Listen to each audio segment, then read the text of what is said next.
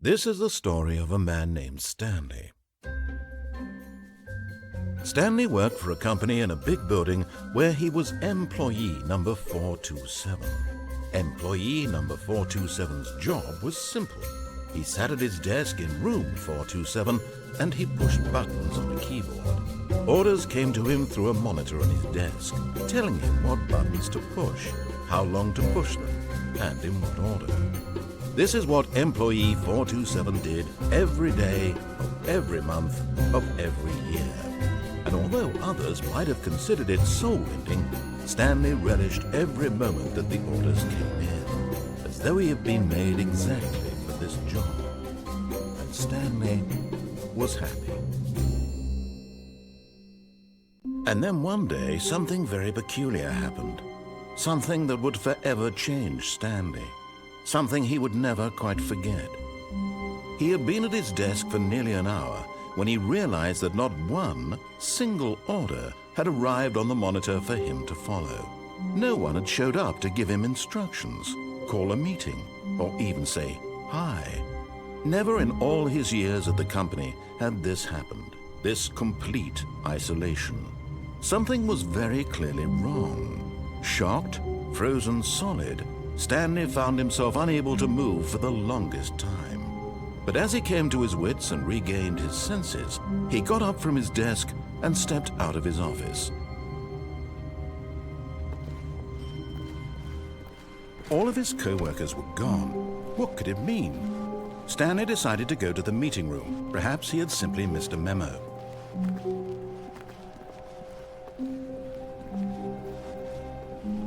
When Stanley came to a set of 2 open doors, he entered the door on his left. This was not the correct way to the meeting room, and Stanley knew it perfectly well. Perhaps he wanted to stop by the employee lounge first, just to admire it. Standing now in this incredible room, Stanley for the first time understood true happiness. Then the feeling went away, and he felt sad again. Then it came back, and lingered for a minute or two. Now it's only half there, just a kind of, tingle. But eager to get back to business, Stanley took the first open door on his left.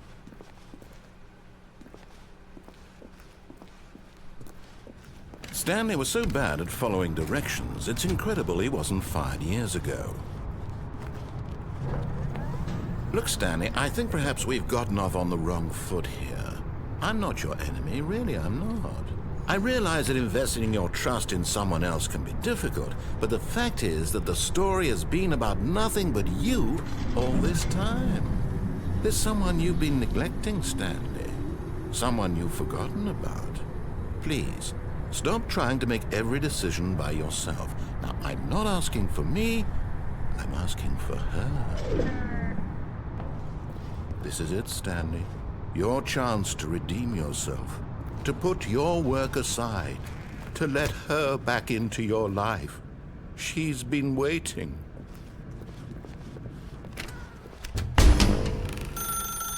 That's her, Stanley. You need to be the one to do this, to reach out to her. If you can truly place your faith in another, then pick up the phone. As Stanley picked up the phone, a white light engulfed him, filling him not just with radiance, but with hope. Hope for a life reunited one... Wait. Oh, goodness. Stanley, did you just unplug the phone? No, that wasn't supposed to be a choice. How did you do that? You actually chose incorrectly? I didn't even know that was possible. Let me double-check. No, it's definitely here, clear as day. Stanley picks up the phone. He's taken to his apartment where he finds his wife, and the two pledge themselves to one another. Music comes in, fade to white, roll credits. Not picking up the phone is actually somehow an incorrect course of action. How is that even possible? None of these decisions were supposed to mean anything. I don't understand. How on earth are you making meaningful choices? What did you... Wait a second. Did I just see... No, that's not possible. I can't believe it. How had I not noticed it sooner? You're not Stanley. You're a real person. I can't believe I was so mistaken. This is why you've been able to make correct and incorrect choices. And to think I've been letting you run around in this game for so long. If you'd made any more wrong choices, you might have negated it entirely. It's as though you completely ignored even the most basic safety protocol for real-world decision-making. Or did you not grasp the severity of the situation? Well, I won't have that kind of risk on my watch. I'm going to stop the game for a moment so we can educate you properly on safe decision-making in the real world. Please observe this helpful instructional video. Choice. It's the best part of being a real person, but if used incorrectly can also be the most dangerous. For example, in this scenario, a hypothetical real person named Stephen has a choice. He could spend years helping improve the quality of life for citizens of impoverished third world nations. Or he could systematically set fire to every orphan living in a 30-kilometer radius of his house. Which choice would you make? Remember that unlike here, the real world makes sense, and at no time should you make a choice that does not conform to rational logic. If you find yourself speaking with a person who does not make sense, in all likelihood, that person is not real. Allow the person to finish their thought, then provide an excuse why you cannot continue talking. Turn to a partner and practice saying, "My goodness, is it 4:30? I'm supposed to be having a back, sack, and crack."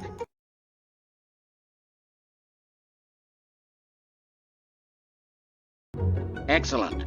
Making choices on a regular basis is the best part to a healthy decision-making process. Most medical professionals recommend making at least 8 choices per day. Do you make more than 8? Less?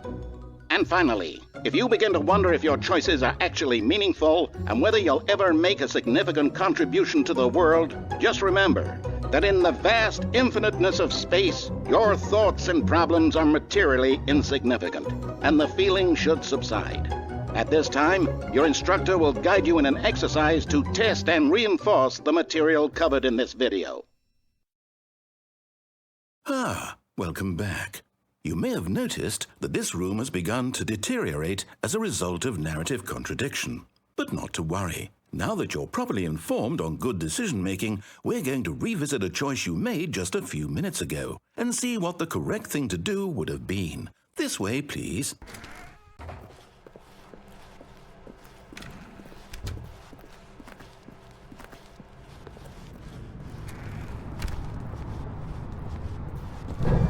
Now that we know your choices are meaningful, we can't have you jumping off the platform and dying. Imagine the main character dying senselessly halfway through the story. That story would make no sense at all. We just need to get you home as soon as possible before the narrative contradiction gets any worse. Unfortunately, it seems this place is not well equipped to deal with reality.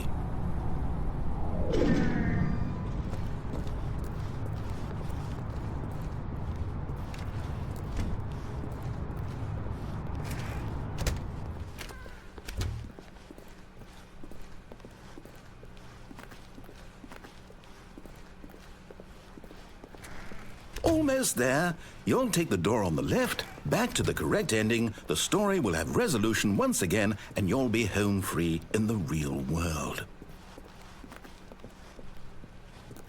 Now remember, all you need to do is behave exactly as Stanley would. That means choosing responsibly and always putting the story first. I'm quite sure you'll be up to the task. Just follow my lead and you'll be fine. All right. When Stanley came to a set of 2 open doors, he entered the door on his left.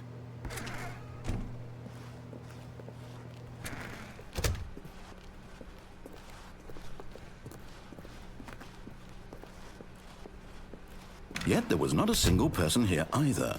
Feeling a wave of disbelief, Stanley decided to go up to his boss's office, hoping he might find an answer there.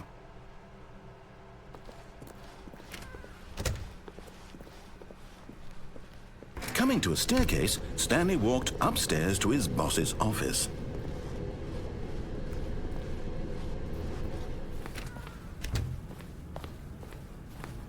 Stepping inside his manager's office, Stanley was once again stunned to discover not an indication of any human life.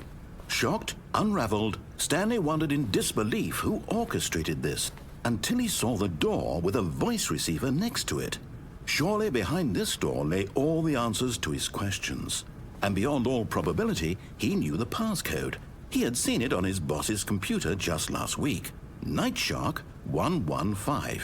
Was this the code to open the door? Would it still work? There was only one way to find out.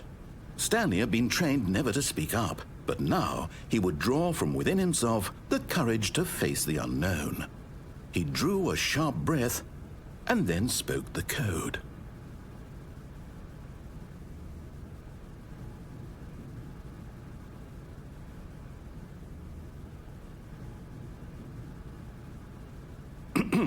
Stanley spoke the code.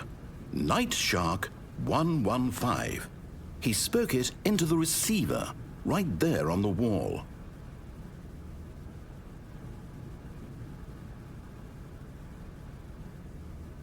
I'm sorry, is there a problem?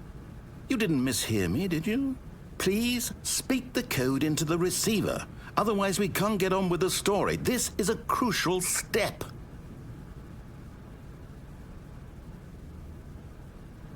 Okay, fine, you're not going to do it, but you know what?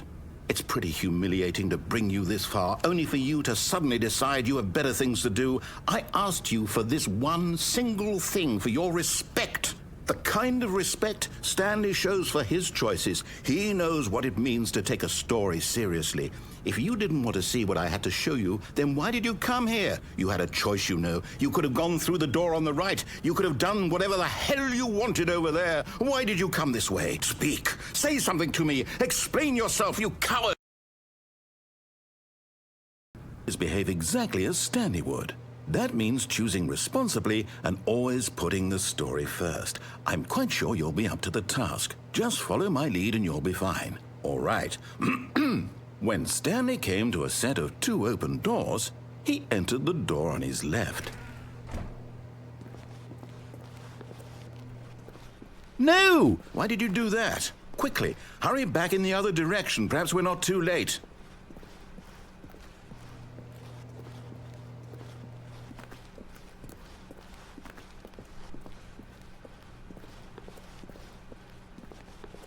Oh, it's ruined. I can't believe, after everything we talked about, that my story, you've destroyed my work. Why? For what?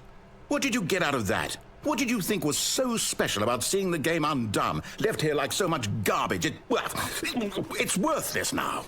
And what am I supposed to do? Even if there were a way to continue, would it be worth it? To know that my story is now incorrect? How can I go back to that? I can't erase that knowledge. I'll have to live with it forever, reliving its impossibility forever. I couldn't live that way. Is it better to shut the game down entirely? To willingly destroy all of my work? I don't know. What's the answer? What do I do? What do I do? What do I... No, I have to. I have to shut the game down. I have to. I have to.